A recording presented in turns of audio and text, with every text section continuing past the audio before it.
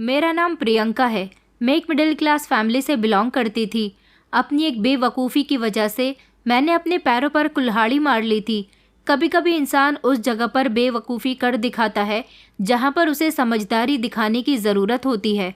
मैं एक ऐसे परिवार में पली बड़ी थी जहाँ पर लड़कियों को बड़े ही सख्त पहरे में रखा जाता था। मुझ जैसी मिडिल क्लास फैमिली में रहने वाली कुछ लड़कियाँ अपने सपनों को अपने दिल में दबाकर जीती हैं।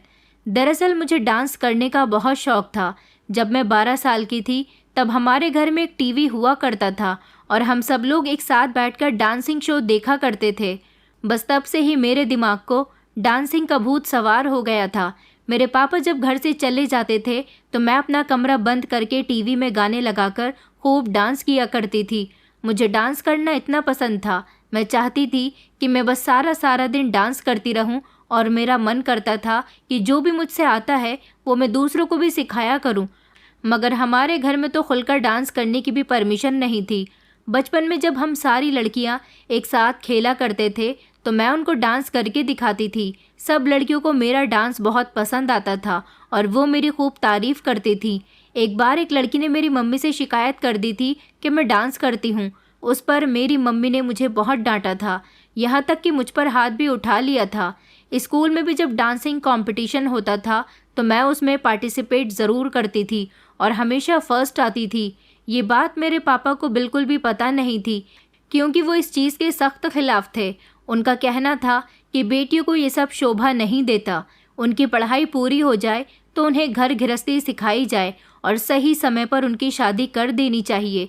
मगर मेरा मानना था कि अगर किसी बेटी ने अपनी आंखों में कोई सपना देखा है तो उसके सपने को अहमियत दी जाए, बल्कि उसके सपने को पूरा किया जाए। जबकि घर वालों को भी उसे सपोर्ट करना बहुत ज़रूरी होता है। लेकिन जिस चीज़ का मुझे शौक़ था उस काम में तो मेरे घर वाले मुझे कभी भी सपोर्ट नहीं कर सकते थे। धीरे धीरे मैं जवान हो गई थी। घर में भी मैं चोरी चुप के खूब डांस करती थी और अब वक्त के साथ साथ मेरी मम्मी को ये बात पता चल गई थी, जबकि पापा को भी किसी ने मेरी शिकायत लगा दी थी कि आपकी बेटी डांस करती है। और जिस दिन मेरे पापा को ये बात पता चली थी तो उन्होंने मेरी अच्छी खासी क्लास लगाई थी। पापा ने कहा था कि आज तो मेरे पास शिकायत आ गई है कि तुमने डांस किया है। अगर आगे से शिकायत आई तो मैं तुमसे कुछ नहीं कहूँगा, बल्कि खामोशी से तुम्हारी शादी कर दूँगा। मैं नहीं चाहता कि लोग हमारे परिवार का मजाक बनाएं। तुम इस घर की बेटी हो और इस घर की बेटियों ने कभी भी ऐसे काम नहीं किए हैं। हम 2 बहनें और हमारे 2 ही भाई थे। मेरे पापा ने भाइयों को तो खूब छूट दी हुई थी, उनका जो मन करता था वो किया करते थे, जबकि हम दोनों बहनें अपनी मर्जी से घर से बाहर भी नहीं निकल सकते थे। जिंदगी बहुत ही बोरिंग हो गई थी। मेरे मामा की बेटी थी जो कभी कभी हमारे घर पर आ जाया करती थी। उसके मम्मी पापा ने उसके सारे सपनों को पूरा किया था, जबकि वो एक ऐसी फैमिली की रहने वाली थी जहाँ पर उसे फुल सपोर्ट दी जा रही थी। उसका सपना था एक फैशन डिज़ाइनर बनने का। उसके घर वालों ने उसके सपने को पूरा करने में कोई कसर नहीं छोड़ी थी। उसे देख देख कर मुझे भी अफसोस होता था कि अगर इसके सपने पूरे हो सकते हैं तो फिर मेरा सपना पूरा क्यों नहीं हो सकता। मेरा सपना था कि मैं एक बहुत बड़ी डांसिंग कोरियोग्राफर बनूं और एक डांसर बनकर अपना और अपनी फैमिली का नाम रोशन करूं। हमारे घर में तो कभी गाना भी बज जाता था तो सब लोगों को यही लगता था कि मैं डांस कर रही हूं, लेकिन हर बार ऐसा नहीं होता था। कभी कभी ऐसा भी होता था कि मैं अपना मूड फ्रेश करने के लिए टीवी में गाने लगा लिया करती थी या फिर म्यूज़िक सिस्टम पर गाने लगा लिया करती थी। एक दिन मेरी तबीयत ठीक नहीं थी और मेरे सारे ही घर वाले शादी में जा रहे थे। अपनी तबीयत ठीक ना होने की वजह से मैंने उनसे शादी में जाने को मना कर दिया था। घर से जाते समय पापा ने कहा था कि घर का दरवाज़ा अच्छी तरह से लॉक कर लेना, कोई अनजान आए तो दरवाज़ा मत खोलना। पापा की बात सुनकर मैंने उनसे कहा था कि आप फिक्र न करें। मेरे पापा और सब लोग घर से निकल गए थे, जबकि मुझे अब मौका मिल गया था डांस करने का। इसलिए मैंने सब लोगों के जाते ही म्यूज़िक सिस्टम में तेज़ आवाज़ से गाने लगाए और मैंने डांस करना शुरू कर दिया। मैं अपनी कुछ वीडियो रिकॉर्ड्स भी किया करती थी। आज मेरे पास वीडियो रिकॉर्ड करने का बहुत अच्छा मौका था, इसलिए मैंने सॉन्ग लगाने के बाद अपने मोबाइल का कैमरा ऑन करके रख दिया था और फिर जब मैं डांस कर रही थी तो मेरी पूरी वीडियो रिकॉर्ड हो रही थी। मैं डांस करने में इतनी मगन थी कि मुझे किसी बात का होश ही नहीं था। लगभग आधे घंटे तक मैं डांस करती रही थी और इस तरह मेरी काफ़ी सारी वीडियोस भी बन गई थी और मैं थक चुकी थी। मैंने जैसे ही म्यूज़िक सिस्टम बंद किया तो अचानक मुझे दरवाज़ा बजने की आवाज़ आई। मैं घबरा गई थी कि अब दरवाजे पर कौन आया है। मैंने सोचा शायद कोई पड़ोसी होगा, इसलिए मैं दरवाज़ा खोलने के लिए गई। मैंने जैसे ही दरवाज़ा खोल कर देखा तो मेरे पैरों तले से ज़मीन निकल गई थी, क्योंकि दरवाजे पर कोई और नहीं बल्कि मेरे पापा खड़े हुए थे और जो गुस्से से लाल पीले हो रहे थे। उनके चेहरे पर आने वाले गुस्से भरे एक्सप्रेशन मुझे साफ नज़र आ रहे थे, मगर पापा को देखकर मेरे होश उड़ चुके थे। मेरी समझ नहीं आ रहा था कि पापा क्या कर रहे हैं। मैं पापा से अभी कुछ कहने ही वाली थी कि तभी उन्होंने चिल्लाकर मुझसे कहा कि क्या कर रही थी तुम घर के अंदर, और दरवाज़ा इतनी देर में क्यों खोला है। मैंने पापा से कांपते हुए शब्दों में कहा कि पापा मैं वो। मेरी बात सुनकर पापा ने अचानक मेरे मुंह पर थप्पड़ मार दिया और कहने लगे कि पिछले आधे घंटे से मैं दरवाजे पर खड़ा हुआ बेवकूफ़ बन रहा हूँ। कब से लगातार दरवाज़ा बजाए जा रहा हूँ, मगर तुम तो गाने बजाने में इतनी बिजी हो कि तुम्हें कोई आवाज़ ही नहीं आ रही। मैं जानता हूँ कि तुम गाने बजाकर डांस कर रही होगी। तुम नाचने में इतनी बिजी हो गई थी कि तुम्हें दरवाजे की आवाज़ ही नहीं आई। मैं कब से चिल्ला रहा हूँ। मेरा मोबाइल गाड़ी में रह गया, वरना मैं तुम्हें फ़ोन करता। पापा की बात सुनकर मैंने कहा कि पापा मैं डांस नहीं कर रही थी। वो मुझ पर और ज़ोर से चिल्लाए और कहने लगे तो फिर क्या कर रही थी? गाने बजाकर सो रही थी क्या? इसका मतलब तुम्हारी तबीयत ख़राब नहीं थी, तुम डांस करने के बहाने यहाँ रुक गई थी। पापा ने कहा कि तुम्हारी मम्मी की दवाई रह गई थी, लो मुझे लाकर दो, अगर उनकी तबीयत बिगड़ गई तो वहाँ परेशानी होगी। मैंने जल्दी से पापा को मम्मी की दवाई लाकर दी। पापा कहने लगे अब तो मैं जल्दी में हूँ, इस समय तुमसे कोई बात नहीं कर सकता, लेकिन जब वापस आऊँगा तब तुमसे आराम से बात की जाएगी। दरवाज़ा अंदर से बंद कर लेना। पापा ये कहकर घर से निकल गए थे, मगर वो बहुत ही ज़्यादा गुस्से में थे। आज की ये गलती मुझे बहुत भारी पड़ गई थी। मैं तो उस समय को कोस रही थी जब मैंने तेज़ आवाज़ में गाने लगाए थे।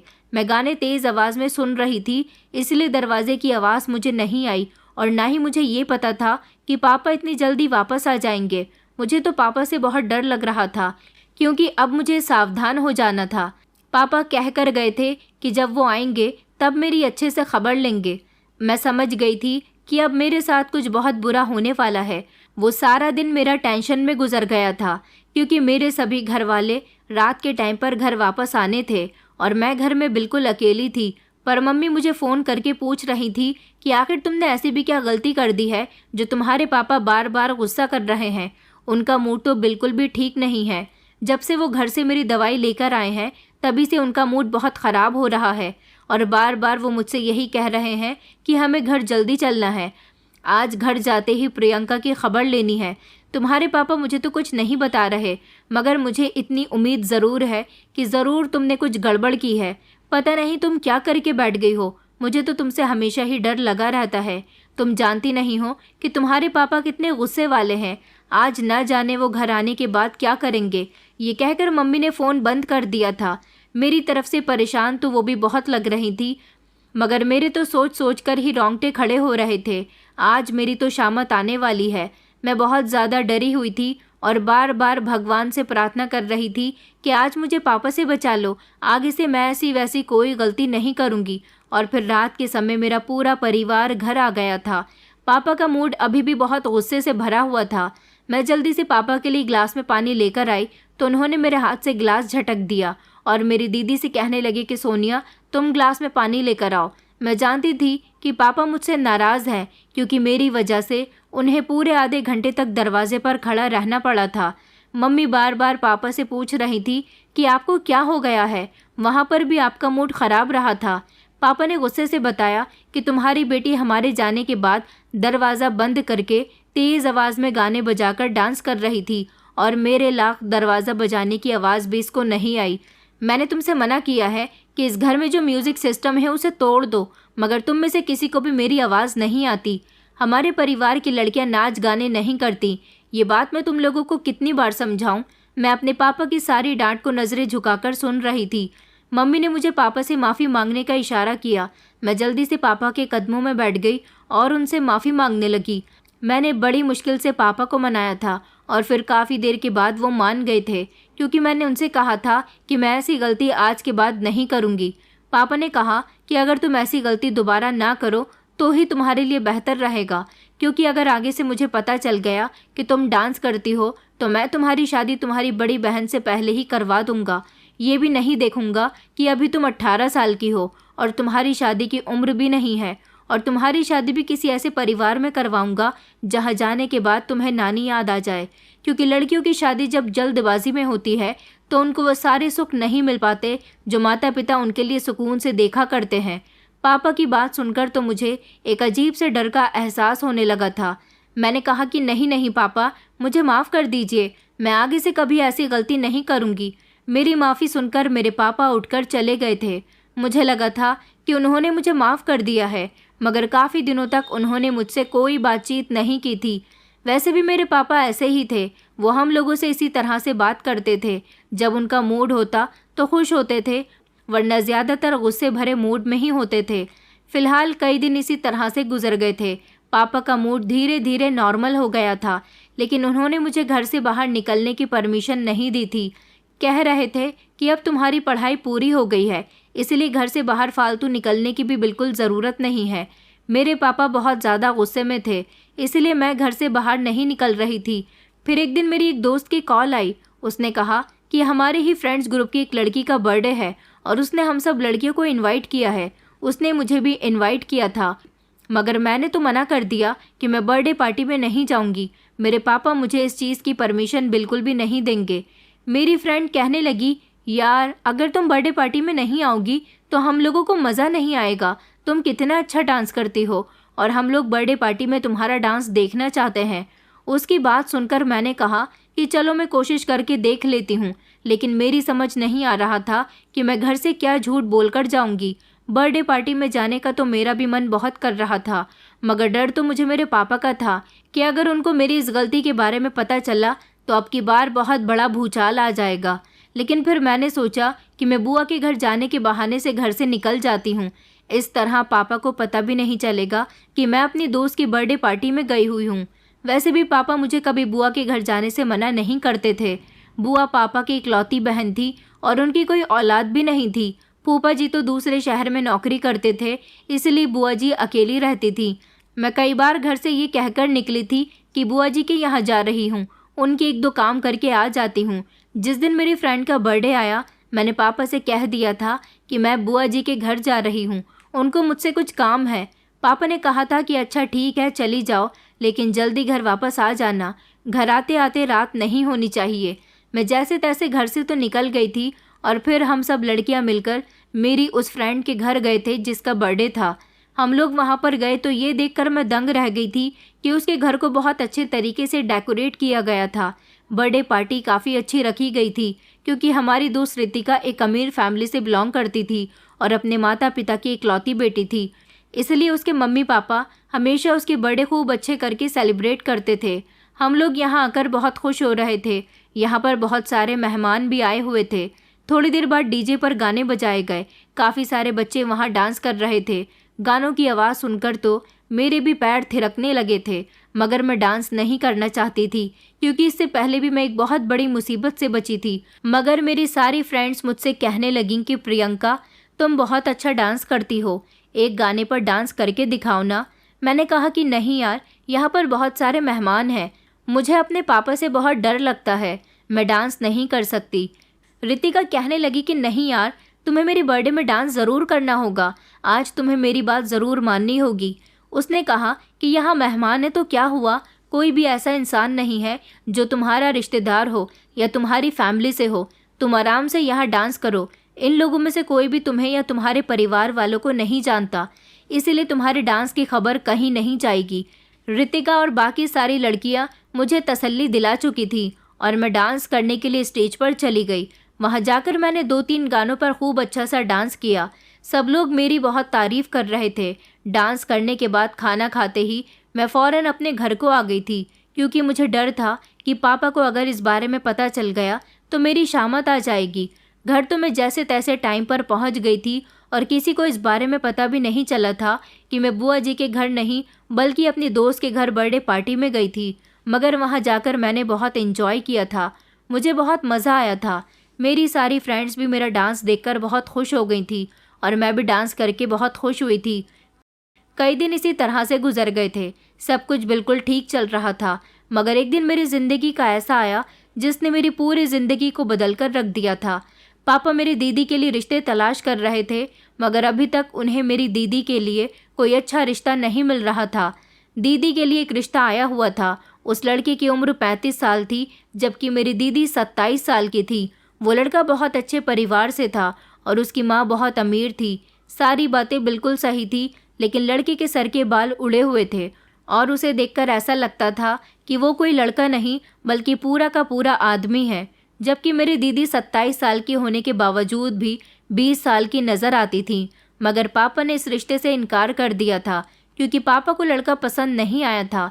मगर लड़के के घर वाले दीदी को अपने घर की बहू बनाने के लिए मेरे पापा पर बहुत दबाव डाल रहे थे। पापा ने अभी तो रिश्ते से मना कर दिया था और इस तरह ये रिश्ता ख़त्म हो गया था। मेरे पापा की तबीयत ठीक नहीं थी, इसलिए पापा कई दिनों से ऑफिस नहीं जा रहे थे। उनकी कंपनी में काम करने वाले मैनेजर का बेटा पापा से घर मिलने के लिए आया था। वो जब घर आया तो मैंने दरवाज़ा खोला था। मुझे देखकर वो ना जाने क्यों मुस्कुरा रहा था। उसने कहा कि मुझे आपके पापा से मिलना है। मैंने उसे कमरे के अंदर जाने की परमिशन दे दी थी। वो मेरे पापा से मिलने के लिए चला गया था। मैंने दीदी से किचन में चाय बनाने के लिए कहा था। दीदी ने चाय बना दी थी। मम्मी अपने कमरे में सो रही थी, इसलिए दीदी ने कहा कि चाय लेकर तुम कमरे के अंदर जाओ। मैं कमरे के अंदर दीदी के हाथ से चाय लेकर जा रही थी। पापा के कमरे के दरवाजे तक पहुंचते ही मेरे कदम अचानक रुक गए थे, क्योंकि मुझे अंदर से जो आवाज़ें आ रही थी उन्होंने मेरे होश उड़ा दिए थे।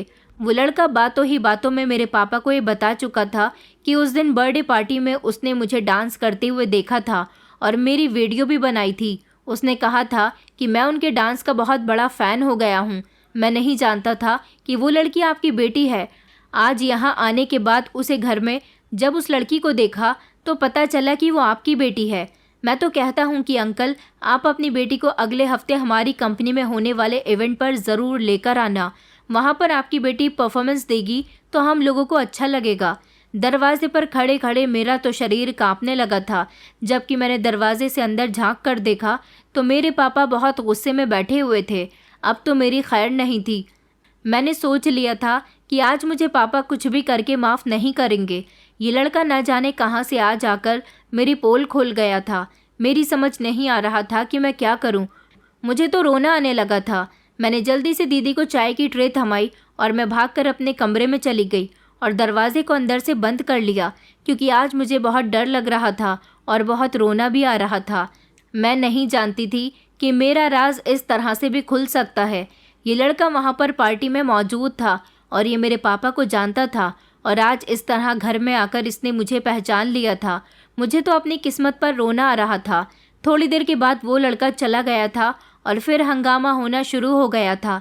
पापा ज़ोर ज़ोर से दरवाज़ा बजा रहे थे कि बाहर निकलो, क्यों छुपी बैठी हो। पापा ज़ोर ज़ोर से चिल्ला रहे थे। मैं पापा के चिल्लाने से बहुत डर गई थी और डर की वजह से मैंने दरवाज़ा खोल दिया था। पापा ने मेरे मुंह पर ही ज़ोरदार थप्पड़ मार दिया था।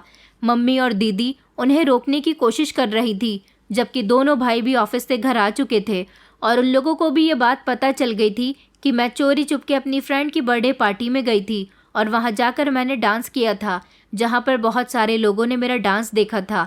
आज तो मम्मी भी मुझे डांट रही थी और कहने लगी कि तुम्हें कभी कुछ समझ नहीं आता, तुम गलतियाँ करने से बाज नहीं आती हो। पापा ने कहा था कि अब मैं तुम्हारी बेटी पर किसी तरह की कोई रोक टोक नहीं करूँगा। इसका जो दिल चाहे करे, मगर मैं अब इसकी शादी करना चाहता हूँ। इसके लिए मुझे जल्द से जल्द रिश्ता देखना पड़ेगा। भैया पापा को समझा रहे थे कि बच्ची है, उससे गलती हो गई, उसे माफ़ कर दीजिए। लेकिन पापा ने कहा कि तुम नहीं जानते कि बेटियां जब पिता का भरोसा तोड़ती हैं तो उनके दिल को कितनी बुरी ठेस पहुंचती है। मैं अपनी दोनों बेटियों पर बहुत भरोसा करता हूं, मगर मुझे उम्मीद है कि मेरा भरोसा मेरी बड़ी बेटी कभी नहीं तोड़ेगी। लेकिन छोटी बेटी बहुत आसानी से सब लोगों के सामने मेरी इज्जत को ख़राब कर देगी। मैं फ़ैसला कर चुका हूँ कि मैं इसकी शादी कर दूँगा। और हाँ, जिस लड़के का रिश्ता बड़ी बेटी के लिए आया है उसके लिए तो हमें पसंद नहीं है, मगर हम अपनी छोटी बेटी की शादी वहाँ पर कर देंगे। पापा की बात सुनकर तो मैं अपने कानों पर विश्वास नहीं कर पा रही थी कि क्या मेरी गलती की इतनी बड़ी सज़ा थी कि मेरी शादी मेरे पापा इतनी उम्र के आदमी से करवाने जा रहे थे। अब कुछ नहीं हो सकता था। मेरे पापा के मुंह से निकला हुआ फैसला पत्थर की लकीर होता था।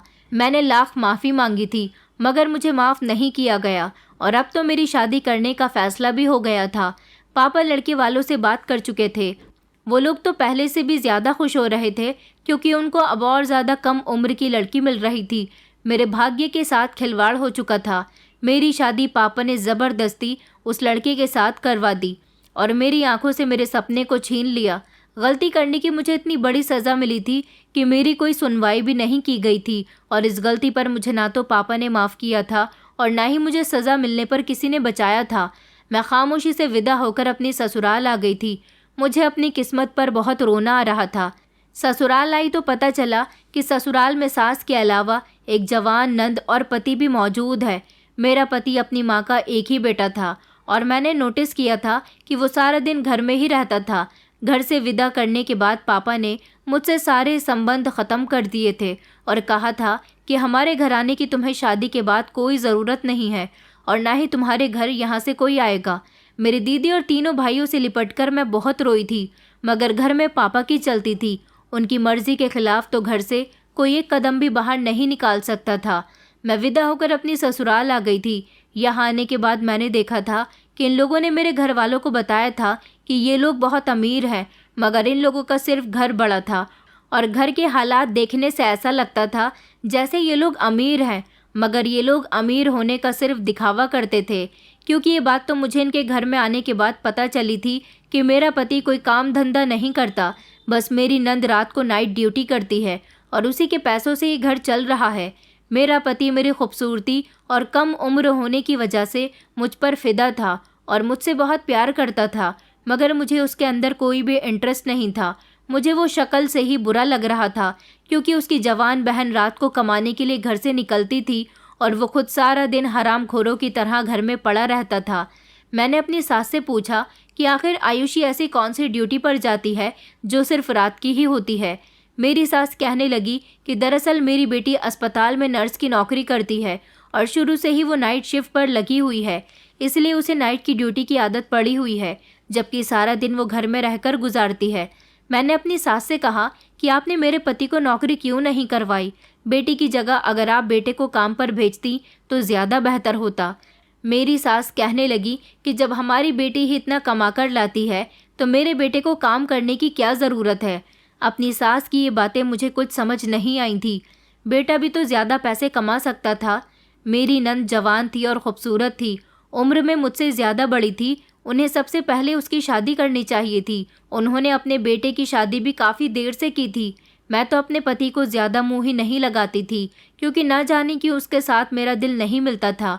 9 बजे घर से अपनी नाइट ड्यूटी करने के लिए निकल जाती थी और सुबह को 7 बजे तक घर में वापस आ जाती थी। वो बेचारी बहुत मेहनती थी, जबकि उसका भाई उतना ही हरामखोर था। सारा दिन घर में रहकर मुझे घूरता रहता था। मेरी सास भी बस ठीक ठाक थी, मुझे उनसे कोई दिक्कत नहीं थी। नंद भी मुझसे कुछ नहीं कहती थी। मेरी सास ने मुझे मेरी नंद से दूर रहने के लिए कहा था, मगर वो तो बिल्कुल ठीक थी। जब घर में होती थी तो मुझसे बहुत अच्छे तरीके से बात करती थी। इस घर में मेरे साथ बातचीत करने वाला कोई नहीं था। मैं सोचती थी कि मैं अपनी नंद से जान पहचान बढ़ा लूँ, इसलिए मैंने शाम के टाइम पर अपनी नंद के कमरे में जाना शुरू कर दिया, क्योंकि सुबह जब वो आई थी तो दोपहर तक सोती रहती थी क्योंकि वो बहुत ज़्यादा थक जाती थी और कहती थी कि उसके टांगों में दर्द हो रहा है। इसलिए मैं शाम के टाइम में उसके कमरे में जाती थी जब वो आराम से सोकर उठ जाती थी। मैं उसके पास बैठकर 1-2 बातें कर लिया करती थी। वो भी मेरे साथ अच्छी तरह से बिहेव करती थी, मगर ना जाने क्यों मेरी सास और पति को इस बात से प्रॉब्लम थी। वो दोनों कहते थे कि तुम इससे दूर रहा करो। मेरी नंद उनकी बेटी थी तो फिर वो मुझे उससे दूर रहने के लिए क्यों कहती थी। ये बात तो मेरी अभी तक समझ में नहीं आई थी, लेकिन एक दिन मैं हैरान रह गई थी क्योंकि मैंने अपनी नंद को कमरे में डांस करते हुए देख लिया था जब घर में कोई भी नहीं था और मैं भी फ्री बैठी हुई थी। मैंने सोचा कि मैं अपनी नंद के पास जाकर बैठ जाती हूँ। मैंने जैसे ही कमरे का दरवाज़ा खोला तो वो डांस कर रही थी। हैरानी वाली बात ये थी कि मुझे देखकर भी उसने अपने पैर नहीं रोके, बल्कि वो लगातार डांस करती रही। वो इतना अच्छा डांस कर रही थी कि मैं उसे बस एक नज़र देखती ही रही। मैं भी अपनी पलकें नहीं झपक रही थी क्योंकि वो तो मुझसे भी अच्छा डांस करती थी। पहली ही नज़र में उसका डांस देखकर मैं तो उसके डांस की दीवानी हो गई थी। ऐसा लग रहा था जैसे वो कोई बहुत पुरानी डांसर है। जब उसका डांस पूरा हो गया और वो थक हार कर बैठ गई तो मुझे देखकर हंसने लगी। मैंने उसके लिए क्लैपिंग की और कहा कि तुम तो बहुत अच्छा डांस करती हो। मुझे देखकर वो बहुत खुश हुई और कहने लगी कि तुम्हें मेरा डांस पसंद आया। मैंने कहा कि हाँ हाँ बिल्कुल, मुझे ही नहीं बल्कि तुम्हारा डांस जो कोई भी देखेगा उसे भी पसंद आएगा। उसको इस तरह से खुश देखकर मेरा चेहरा उदास हो गया था। मैंने उससे कहा कि मुझे भी डांस करने का बहुत शौक है, मगर मुझे तो डांस करने की सज़ा शादी के रूप में दी गई है। मेरी बात सुनकर अचानक उसके चेहरे के एक्सप्रेशन बदल गए। ऐसा लगा जैसे वो मेरी बात को बड़ी गौर से सुन रही है। कहने लगी कि क्या मतलब तुम्हारा? मैंने अपनी नंद को अपनी स्टोरी बता दी थी कि किस तरह से मेरी शादी यहाँ पर हुई है। मेरी बात सुनकर उसने एक अजीब से शैतानी एक्सप्रेशन दिए थे। वो कहने लगी कि तुम्हारी कहानी तो बहुत दुख भरी है। तुम्हारे घर वालों को इतनी छोटी सी गलती की इतनी बड़ी सज़ा नहीं देनी चाहिए थी। उसने मेरी तरफ देखकर कहा, क्या तुम एक अच्छी और काबिल डांसर बनना चाहती हो? तुम्हारे पास बहुत अच्छा ऑफ़र है। यहाँ पर तुम्हें कोई रोक टोक नहीं करेगा, क्योंकि मेरी मम्मी और भाई मेरे डांस करने पर रोक नहीं लगाते तो तुम्हारे डांस करने पर रोक क्यों लगाएंगे? उसकी बात सुनकर अचानक मेरी आंखों में चमक आ गई थी और मैंने कहा कि अच्छा, मैं काबिल डांसर बन सकती हूँ। तो वो कहने लगी कि मैं तुम्हें अपने साथ लेकर चलूँगी। जो लोग मुझे डांस सिखाते हैं वो लोग तुम्हें भी डांस सिखाएंगे और तुम्हें पब्लिक के सामने डांस करना होगा। वहाँ पर डांस करने से लोगों को पता चलेगा कि तुम्हारे अंदर भी एक टैलेंट छुपा हुआ है और इस तरह तुम एक बड़ी और काबिल डांसर बन जाओगी और तुम्हारा शो टीवी पर भी आएगा। तुम शहर की सबसे फेमस डांसर बन जाओगी और तुम कामयाबी की ऊंचाइयों को छू लोगी। मैंने कहा, क्या सच में ऐसा हो सकता है? तो वो कहने लगी कि हाँ हाँ बिल्कुल हो सकता है। मैं भी एक नर्स की नौकरी करने के साथ साथ अपने सपने को पूरा कर रही हूँ। तुम्हारी आंखों में भी मुझे तुम्हारा सपना पूरा करने की लगन साफ साफ दिख रही है। तो क्या तुम्हें नहीं लगता कि तुम्हें अपना सपना पूरा करना चाहिए? मैंने कहा कि हाँ, मैं तो चाहती हूँ कि मेरा सपना पूरा हो जाए। मैं एक फेमस डांसर बनूँ, लोग मुझे देखते ही कहें कि ये वही लड़की है जो बहुत अच्छा डांस करती है। मेरी नंद ने मुझे इस तरह से भरोसा दिलाया था कि मैं उसके कदमों में बैठ गई और कहने लगी कि प्लीज़ मेरे भी सपने को पूरा कर दो, ताकि जब मैं फेमस हो जाऊं तो मेरे घर वालों को लगे कि उन लोगों ने मेरी शादी करके कितनी बड़ी गलती की है। उनकी बेटी के अंदर तो कितना टैलेंट छुपा हुआ है। ये बात जब उन लोगों को बाद में पता चलेगी तो वो लोग मुझे माफ़ भी कर देंगे। वो कहने लगी कि अच्छा ठीक है, तो आज रात ही मैं तुम्हें अपने साथ लेकर चलूँगी। मैंने कहा लेकिन मम्मी जी और तुम्हारा भाई? तो वो कहने लगी कि उन लोगों की टेंशन तुम मत लो। उनसे तुम कह देना कि आज रात के लिए तुम अपने मायके जा रही हो, कल सुबह तक वापस आ जाओगी। मैंने कहा लेकिन मेरे घर वाले तो मुझसे सारे संबंध ख़त्म कर चुके हैं। मेरी नंद कहने लगी, ये बात यहाँ पर तो किसी को नहीं बताना। उन लोगों को यही लगता है कि तुम अपने मायके जा सकती हो। इससे अच्छा तुम्हारे पास और कोई बहाना नहीं हो सकता इस घर से निकलने का। अपनी नंद की बात सुनकर मैं बेफिक्र हो गई थी और मैंने सोच लिया था कि चाहे जो हो जाए मुझे अपना सपना पूरा करके ही रहना है। इसलिए रात हुई तो मैंने अपने पति से कहा कि मैं अपने मायके जा रही हूँ। मेरे पति ने कहा कि मायके तो तुम दिन में भी जा सकती थी। मैं कहने लगी कि दिन में मुझे टाइम नहीं मिला। तो वो कहने लगा कि अच्छा ठीक है, चली जाओ, सुबह को जल्दी वापस आ जाना। मैंने अपने पति को बता दिया था कि मैं सारी रात अपने घर पर रुकना चाहती हूँ। इस तरह मैं अपनी नंद के साथ चली गई थी। वो मुझे एक ऐसी जगह लेकर गई थी जहाँ पर बहुत सारी भीड़ थी। ये जगह देखने में किसी क्लब की तरह लग रही थी। मेरी नंद कहने लगी कि जाओ जाकर सबसे पहले अपने कपड़े चेंज कर लो। यहाँ पर जो लोग हैं वो पहले तुम्हारा डांस देखेंगे। अपनी नंद के कहने के मुताबिक मैं उसके साथ साथ चली गई थी। उसने मुझे पहनने के लिए कपड़े दिए थे जो कि बहुत ही छोटे थे। सिर्फ एक छोटा सा ब्लाउज़ और घुटने से ऊपर का स्कर्ट था। ऐसे कपड़े तो मैंने कभी नहीं पहने थे। इन कपड़ों को देखकर मुझे बहुत घबराहट महसूस हो रही थी। मगर मेरी नंद कहने लगी कि तुम ऐसे कपड़े नहीं पहनोगी तो तुम्हारा टैलेंट कैसे नज़र आएगा? बड़े कपड़ों में डांसिंग स्टेप साफ नज़र नहीं आते। जल्दी से पहन लो, टाइम निकला जा रहा है, क्योंकि आज तुम्हारा इंटरव्यू है। अगर आज तुम्हारा इंटरव्यू पास हो गया तो फिर तुम्हें यहाँ पर बाकी लड़कियों के साथ डांस करना होगा और फिर कंपटीशन होगा। जो लड़की विनर होगी उसको यहाँ से मुंबई भेज दिया जाएगा। और तुम जानती हो ना कि हर इंसान मुंबई जाकर ही काबिल बनता है। मैंने कहा कि हाँ, तुम ठीक कह रही हो, मैं कपड़े चेंज कर लेती हूँ। मैं कपड़े चेंज करने के लिए जैसे ही वॉशरूम की तरफ गई तो मैंने देखा कि वहाँ पर बहुत सारी ऐसी लड़कियाँ थीं जो इसी तरह के कपड़े पहन रही थी और ज़ोर ज़ोर से हंस रही थी। उन्होंने बहुत सारा मेकअप भी किया हुआ था। मैं भी वॉशरूम में चली गई और कपड़े चेंज करके आ गई। वो लड़कियाँ मुझे देखकर हंसने लगी और कहने लगी कि लगता है कि आज नई नई आई है। इन लड़कियों की बातों को इग्नोर करते हुए मैं बाहर निकल आई। फिर मेरी नंद मुझे बाहर ले गई जहाँ पर बहुत सारे लोग इकट्ठा थे और म्यूज़िक बज रहा था। उसने कहा कि यहाँ पर तुम डांस करो, तुम्हारा डांस सब लोग देखकर पास कर देंगे। उसके कहने के मुताबिक मैंने डांस किया तो वहाँ के लोगों को मेरा डांस बहुत पसंद आया। मगर अजीब बात ये थी कि वहाँ पर कुछ लोग मेरे डांस करने पर पैसे लुटा रहे थे और खूब तालियां बजा रहे थे क्योंकि मैंने बहुत अच्छा डांस किया था। थोड़ी देर के बाद जब मेरा डांस पूरा हो गया तो मेरी नंद ने मुझे एक अजीब से आदमी से मिलवाया जो देखने में ही गुंडा सा लग रहा था। मेरी नंद ने कहा कि ये मेरी भाभी हैं, इन्होंने आज बहुत अच्छा डांस किया है तो क्या कल ये यहाँ पर आ सकती हैं। पहले तो उसने मेरी नंद को कुछ पैसे दिए और कहने लगा कि हाँ हाँ ये यहाँ आएंगी तो हमें बहुत खुशी होगी। अब इस तरह से मैं हर रोज़ किसी न किसी बहाने से अपनी नंद के साथ यहाँ आने लगी थी और खूब डांस करती थी। अपने पति और सास से किसी न किसी तरह झूठ बोल दिया करती थी। कभी मायके जाने का बोल देती तो कभी अपनी किसी दोस्त के घर जाने को कह देती थी और सारी रात घर से बाहर रहती थी। लेकिन हैरानी वाली बात ये थी कि मेरी नंद भी मेरे साथ साथ वहीं पर रहती थी और वो भी इसी तरह के कपड़े पहनकर वहाँ पर डांस करती थी। इसका मतलब ये था कि मेरी नंद ने अपने घर वालों से झूठ बोला हुआ था कि वो अस्पताल में नर्स की नौकरी नहीं करती बल्कि डांस करती है। शायद वो भी मेरी तरह ही थी क्योंकि उसे भी अपना सपना पूरा करना था, इसलिए वो अपने घर वालों से झूठ बोल रही थी। मैंने भी सोच लिया था कि मैं अपनी नंद की सच्चाई किसी को नहीं बताऊंगी क्योंकि वो मेरी बहुत मदद कर रही है। कई दिन इसी तरह से गुजर रहे थे। मेरी नंद को वो लोग ढेर सारे पैसे देते थे।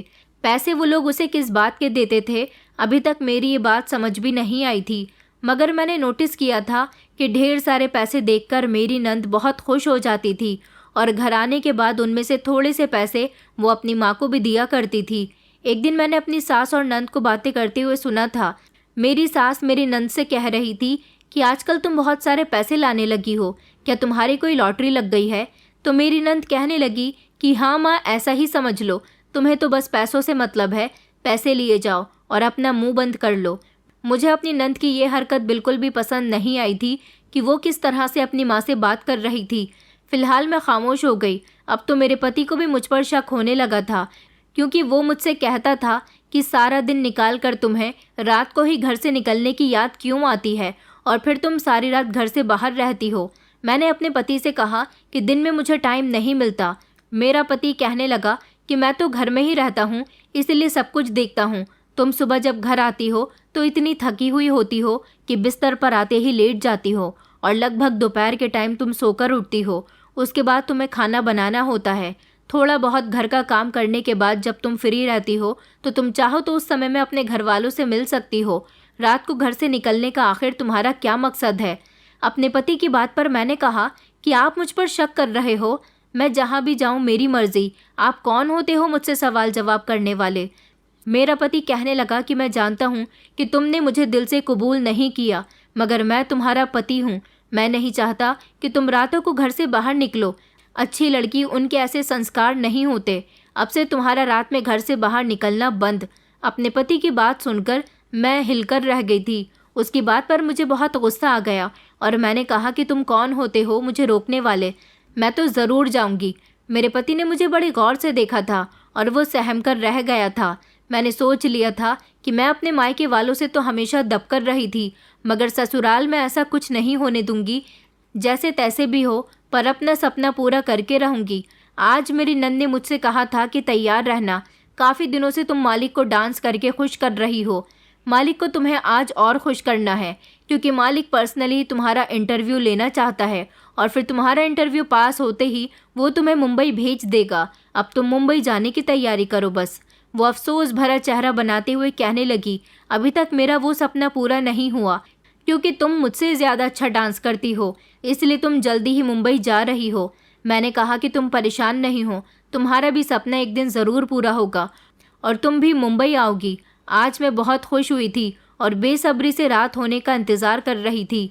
आज जैसे ही मैं घर से बाहर निकलने के लिए तैयार हुई तो मेरे पति ने मेरा हाथ पकड़कर रोक लिया और कहने लगा कि तुम कहाँ जा रही हो? मैंने तुमसे मना किया था ना कि तुम्हें कहीं नहीं जाना, जहाँ भी जाओगी दिन के समय जाना, चलो कमरे में। मैंने अपने पति का हाथ झटक दिया और कहने लगी कि मेरे घर वालों ने मेरी शादी तुम्हारे साथ ज़बरदस्ती करवा दी है। इसका मतलब ये नहीं है कि तुम जो चाहे करो, तुम मुझे नहीं रोक सकते, और तुम मुझे छोड़ना चाहो तो आसानी से छोड़ सकते हो, क्योंकि मैं तुम्हें अपना पति नहीं मानती। आखिर तुम हो कौन और क्या करते हो? सारा दिन तो तुम घर में बैठे रहते हो, बहन की कमाई खा रहे हो। अगर तुम्हारे अंदर इतनी ही हिम्मत होती तो तुम मुझे रोकने के बजाय पहले अपनी बहन को रोक रहे होते, जो सारी रात घर से बाहर रहकर मेहनत से पैसे कमाती है। बहन को रोकने की तो तुमने कभी कोशिश नहीं की, क्योंकि अगर वो एक रात भी घर से बाहर नहीं जाएगी तो तुम लोगों को खाने के लिए कहाँ से मिलेगा? यही वजह है ना। और अगर पत्नी घर से बाहर जाएगी तो तुम्हारी इंसल्ट हो रही है, इसलिए तुम मुझे रोक रहे हो। मेरी बात सुनकर मेरे पति ने मेरे मुंह पर एक ज़ोरदार थप्पड़ मार दिया और कहने लगा कि बकवास बंद करो अपनी। मैंने कहा कि मैं नहीं रुकूंगी, मुझे जाने दो। वो मुझे ज़बरदस्ती रोकने लगा, मगर मैं उसका हाथ छुड़ाकर भागकर घर से बाहर निकल आई। मेरी नंद पहले ही घर से निकल जाती थी, मैं उसके बाद निकलती थी ताकि इन लोगों को शक न हो कि हम दोनों एक साथ जा रहे हैं।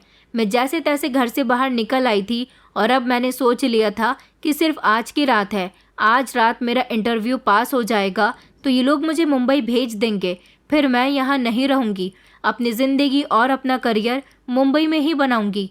मेरी नंद और मैं वहाँ पर पहुँच गए थे। मेरी नंद ने मुझे फिर से कपड़े पहनने के लिए कहा तो मैंने वो कपड़े पहन लिए थे। इन कपड़ों में मुझे उलझन महसूस होती थी, क्योंकि इनमें मेरा शरीर काफ़ी हद तक दिखाई देता था, मगर डांस करने वाली लड़कियों को ऐसे कपड़े तो पहनने पड़ जाते थे। यही सोचकर मैं अपने आप को तसल्ली दे दिया करती थी। मेरी नंद कहने लगी कि मुंबई से एक कोरियोग्राफर तुम्हारा ऑडिशन लेने के लिए आए हैं। अगर आज तुम्हारा ऑडिशन उन्हें पसंद आ गया तो वो तुम्हें अपने साथ मुंबई ले जाएंगे। ऊपर कमरा बना हुआ है, वो वहाँ पर तुम्हारा अकेले में ऑडिशन लेना चाहते हैं। घबराना नहीं और उनको तुम सबसे अच्छा डांस करके दिखाना, क्योंकि आज तुम्हारी ज़िंदगी बदलने वाली है। अपनी नंद की बात सुनकर मैं खुश हो गई थी और ऊपर बने हुए कमरे में कोरियोग्राफर से मिलने के लिए चली गई थी। कमरे का दरवाज़ा खुला हुआ था। मैंने देखा कि कोरियोग्राफर बड़ा ही अजीब सा था। वैसे तो वो किसी अमीर परिवार का लग रहा था, क्योंकि उसने अच्छे कपड़े पहने हुए थे। मैं कमरे के अंदर गई तो उसने कहा कि दरवाज़ा बंद कर लो ताकि बाकी के लोग हमें डिस्टर्ब न कर सकें। मैंने उसके कहने के मुताबिक दरवाज़ा बंद कर दिया। मैंने कहा कि सर, मैं आपको डांस करके दिखाऊं? तो वो कहने लगा कि डांस करने की इतनी भी क्या जल्दी है, पहले मेरे करीब आकर तो बैठो। उसकी बात सुनकर अचानक मैं उछल गई थी। वो मुझे अपने पास बैठने के लिए बार बार इशारे कर रहा था और फिर मैं कांपते हुए कदमों के साथ उसके बराबर में जाकर बैठ गई तो उसने जल्दी से मेरे कंधे पर हाथ रख दिया। मैं घबरा गई थी कि वो ऐसी अजीब सी हरकतें क्यों कर रहा है। मैं धीरे धीरे उससे पीछे हटने लगी और वो बार बार मेरे करीब आने लगा। मैंने कहा कि सर, ये आप क्या कर रहे हैं? तो वो कहने लगा कि अपना काम कर रहा हूँ। मैंने कहा कि प्लीज़ मुझे छोड़ दीजिए, मुझे डांसर नहीं बनना, क्योंकि मुझे उसकी हरकतें बिल्कुल भी अच्छी नहीं लग रही थी। मेरी बात सुनकर वो कहने लगा कि भला मैं तुम्हें क्यों छोड़ दूँ? आज की रात के लिए तो मैंने होटल के मालिक को तुम्हारी 5 लाख रुपए की कीमत दी है। उसकी बात सुनकर तो मुझे जैसे एक ज़ोरदार झटका लगा था और मैं बैठे से खड़ी हो गई थी। मैंने कहा कि ये आप क्या कह रहे हो? वो कहने लगा कि जो तुम सुन रही हो वो बिल्कुल सही है। अब जल्दी से मेरे पास आ जाओ और नौटंकी करने की कोई ज़रूरत नहीं है। अब मैं समझ गई थी कि ये कोई कोरियोग्राफर नहीं बल्कि मेरी इज्जत के साथ खिलवाड़ करने के लिए आया है। इसका मतलब मेरी नंद ने मुझे झूठ बोला था और इतने समय से वो मुझे बेवकूफ़ बना रही थी। मैं जल्दी से भागने लगी तो उसने मुझे पकड़ लिया और वो मेरे साथ ज़बरदस्ती करने लगा। मैं ज़ोर ज़ोर से चिल्ला रही थी कि कोई बचाओ मुझे, और उससे भी कह रही थी कि प्लीज़ भगवान के लिए मुझे छोड़ दो। आज मुझे एहसास हो रहा था कि मैं डांसर बनने के चक्कर में कितनी बड़ी गलती कर बैठी हूँ। मैं ज़ोर ज़ोर से चीख रही थी, चिल्ला रही थी, मगर मेरी मदद के लिए कोई भी नहीं आ रहा था। मैं बार बार दरवाजे तक भागने की कोशिश कर रही थी, मगर उसने मुझे ज़बरदस्ती मजबूती से जकड़ लिया और मैं उससे खुद को छुड़ा नहीं पा रही थी। मैं मन ही मन में भगवान से प्रार्थना कर रही थी और अपने पापा को याद कर रही थी, जिनकी बातें आज मुझे याद आ रही थी, जो कहते थे कि बेटियों को ज़्यादातर घर में रहना चाहिए। बेटियां खुली तिजोरी की तरह होती हैं, अगर मर्दों की गंदी नज़र उन पर पड़ जाए तो बेटियों के किरदार ख़राब हो जाते हैं। आज मैं सोच रही थी कि मेरे पापा ने मेरे साथ कुछ भी गलत नहीं किया। उन्होंने अगर मेरी शादी करवाई तो वो सज़ा मेरे लिए कोई इतनी बड़ी सज़ा नहीं थी, बल्कि उन्होंने तो मुझे शादी करने के बाद एक ऐसे पवित्र बंधन में बांध दिया था जिसके बाद शायद लड़की बदनामी वाला काम करने के बारे में नहीं सोचती। मगर मैं तो उस हद को भी पार कर आई थी। आज मैं अपनी किस्मत पर फूट फूट कर रो रही थी। मैं रो रही थी और भगवान से अपनी गलती के दिल से माफ़ी मांग रही थी। लेकिन तभी अचानक से चमत्कार हो गया। किसी ने दरवाज़ा ज़ोर से खोल दिया था। एक झटके से और धड़ाम की आवाज़ से जब दरवाज़ा खुला तो कमरे के अंदर आने वाला इंसान कोई और नहीं बल्कि मेरा पति था। अपने पति को देखकर मैं जल्दी से उसके गले लग गई थी और फूट फूट कर रोने लगी थी। वो इंसान मेरे पति को कमरे से बाहर जाने के लिए कह रहा था। मेरे पति के साथ कमरे के अंदर पुलिस भी आई थी और जिसने उस आदमी को अरेस्ट कर लिया था। अपने पति और पुलिस को देखकर मैंने एक गहरी सांस भरी थी और मुझे लग रहा था कि अब मैं बच गई हूँ। पुलिस उस आदमी को अरेस्ट करके ले जा चुकी थी, जबकि उस होटल को भी सील कर दिया गया था, क्योंकि ये होटल होने के साथ साथ बार रेस्टोरेंट भी था। मैंने अपने पति के आगे हाथ जोड़कर अपने किए की माफ़ी मांगी थी, क्योंकि अगर आज वो मुझे बचाने नहीं आता तो शायद मैं सही सलामत न रहती। मेरे पति ने मुझे माफ़ कर दिया था और वो घर ले आया था। उसने मेरी नंद से भी घर आने के लिए कहा था। मेरी नंद भी बहुत शर्मिंदा हो रही थी। मेरी सास ने नंद के मुंह पर एक ज़ोरदार थप्पड़ मार दिया और कहने लगी कि तुझे क्या ज़रूरत थी बहू को अपने साथ ले जाने की। इसका मतलब कि तू काफ़ी दिनों से बहू को बेवकूफ़ बना रही है। क्योंकि मेरी सास के सामने सब कुछ खुलकर आ गया था। मेरी नंद अपनी माँ से बहस करने लगी और कहने लगी, अगर तुम मुझे धंधे पर न उतारती तो शायद मैं तुम्हारी बहू के बारे में ऐसा न सोचती। मेरी सास फिर से मेरी नंद के मुंह पर थप्पड़ मारने के लिए जा रही थी जब मेरे पति ने उनका हाथ पकड़कर उन्हें रोक लिया और कहने लगा कि माँ, अब बस भी करो, इसमें उसकी कोई गलती नहीं है, बल्कि गलती तो हम लोगों की है। मेरा पति अपनी बहन से हाथ जोड़कर माफ़ी मांगने लगा। उसने कहा कि मुझे माफ़ कर दो, मैं घर का मर्द हूँ तो मुझे ही घर की जिम्मेदारियाँ समझनी चाहिए थी। सारी ज़िंदगी तुमने कैसे कैसे हम लोगों को अपनी कमाई खिलाई है, ये बात मुझे आज पता हुई, जब आज मेरी पत्नी की इज्जत खतरे में आ गई। शायद मैंने कभी ये नहीं सोचा कि बहन की इज्जत भी अपनी इज्जत होती है। मेरी नंद फूट फूट कर रो रही थी, मगर मुझे अपनी नंद पर बहुत गुस्सा आ रहा था। फिर सारी सच्चाई मेरे सामने खुद ही खुलकर आती रही। दरअसल मेरी सास ने अपने बेटे को बहुत लाड प्यार से पाला है। उन्हें लगता था कि वो उनका इकलौता बेटा है। जब तक मेरे ससुर जिंदा थे तब तक तो इस घर में सब कुछ ठीक चल रहा था, लेकिन जब मेरे ससुर की मौत हो गई तो मेरी सास ने अपने बेटे को कोई कारोबार करवाने के बजाय अपनी बेटी से कहा कि तुम नौकरी पर जाया करो। वो बेचारी पहले स्कूल में नौकरी करती थी। स्कूल में वो बहुत मेहनत करती थी और उसका शौक था कि वो डांस करे, मगर उसके इस शौक को मेरी सास ने पूरा नहीं करने दिया और उससे इतना ही कहा कि तुम चाहो जो करो, मगर हमें पैसे ला कर दो, क्योंकि तुम नहीं कमाओगी तो हम लोग खाएंगे कहाँ से। मेरी ही तरह एक दिन मेरी नंद डांसर बनने का सपना पूरा करने के लिए एक लड़की की बातों में आ गई थी। वो लड़की उसे डांस बार तक लेकर पहुंच गई थी। फिर उसके बाद मेरी नंद ने वहां पर डांस करना शुरू कर दिया और वहां पर उसे पैसे मिलने लगे। तो मेरी नंद ने सोचा कि इस तरह से उसका शौक भी पूरा हो रहा है और उसे पैसे भी मिल रहे हैं। जब ये बात घर वालों को पता चली तो उन लोगों ने भी कोई रिएक्ट नहीं किया, क्योंकि उन लोगों को तो भरपूर पैसे मिल रहे थे। उन्हें अपनी बेटी की इज्जत से कोई मतलब नहीं था। मेरा पति, जिसको मेरी सास ने सारी जिंदगी कभी कोई काम नहीं करने दिया, उसके अंदर इतने सालों तक गैरत नहीं जागी थी कि उसकी बहन कैसे कैसे पैसे कमा कर लाती है। वो तो बस खामोशी से अपनी बहन की कमाई खा रहा था। उसने कभी ये भी नहीं सोचा कि जवान बहन को रात को घर से बाहर निकलने नहीं देना चाहिए और उसकी शादी कर देनी चाहिए। मेरे पति को इस बात का एहसास तब हुआ जब मैं रातों को घर से बाहर निकलती थी। मेरे पति को लगा कि मेरा किसी के साथ अफेयर चल रहा है। मैं उससे रातों को मिलने के लिए जाती हूँ और आज जब झगड़ा करने के बाद घर से निकल गई तो मेरे पति को बार में जाकर पता चला कि उसकी पत्नी यहाँ आती है और आज उसकी पत्नी किसी अमीर इंसान की हवस का निशाना बनने वाली है। इसलिए मेरे पति ने पुलिस को फ़ोन कर दिया और वो मुझे बचाने के लिए बार बार दरवाज़ा बजा रहा था, मगर दरवाज़ा नहीं खुला तो उसने दरवाज़ा तोड़ दिया और इस तरह वो मुझे बचाकर ले आया था। मेरी नंद मेरे साथ इसीलिए ऐसा कर रही थी क्योंकि सारी ज़िंदगी उसने डांस कर करके अपने भाई और अपनी माँ की ज़रूरतों को पूरा किया था और वही वो उन लोगों से बदला लेना चाहती थी। इसलिए उसने मेरे साथ ये सब कुछ किया। मेरी नंद ने मुझसे माफ़ी मांग ली थी। उसने कहा कि मैं आज तुम्हें इस आदमी के हवाले करके ढेर सारे पैसे अपने घर लाकर देना चाहती थी, और फिर आज के बाद मैंने सोच लिया था कि तुम पर इल्ज़ाम लगाकर तुम्हें इस घर से निकलवा दूंगी, क्योंकि जिस भाई ने मेरा घर बसाने के बारे में कभी नहीं सोचा तो मैं उसका बसा बसाया घर उजाड़ दूंगी। बस मैंने इसीलिए तुम्हारे साथ ये सब कुछ किया।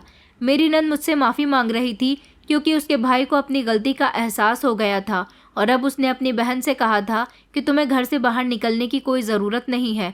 अब इस घर की सारी जिम्मेदारी मैं अकेला ही उठाऊंगा और तुम सब लोगों की ज़रूरत को पूरा करूंगा। मेरी सास ने भी अपनी बेटी से माफ़ी मांगी थी, जिन्होंने बेटे को ज़्यादा वैल्यू दी और बेटी को घर से बाहर काम करने के लिए भेज दिया। आज उन्हें एहसास हो रहा था कि इज़्ज़त कितनी बड़ी चीज़ होती है। फ़िलहाल सब कुछ ठीक हो गया था।